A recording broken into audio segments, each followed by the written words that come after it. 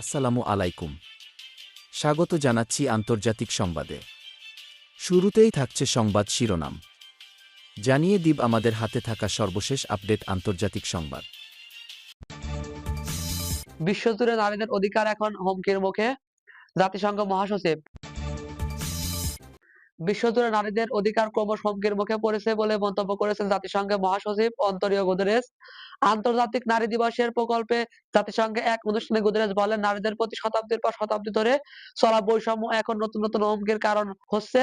এই সংকট উত্তরণে এর বিরুদ্ধে আইনের আহ্বান জানিয়েছেন তিনি। গুতেরেস সতর্ক করে বলেন, যেহেতু অগ্রগতি বিপরীতমুখী, তাই বিশ্ব এভাবে চুপ করে দাঁড়িয়ে থাকতে পারে না। তিনি বলেন, নারীদের বিরুদ্ধে শতাব্দীর পর শতাব্দী ধরে চলে আসা বৈষম্য নতুন হুমকির মাধ্যমে আরো প্রকট হচ্ছে।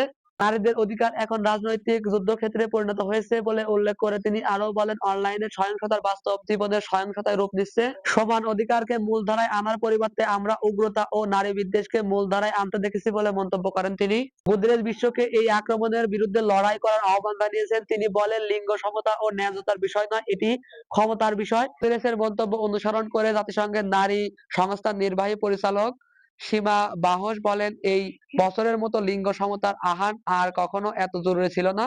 তাদের পথের বাধাও এত স্পষ্ট ছিল না, তবে তাদের সংকল্প আগের চেয়েও দৃঢ় ও অটল।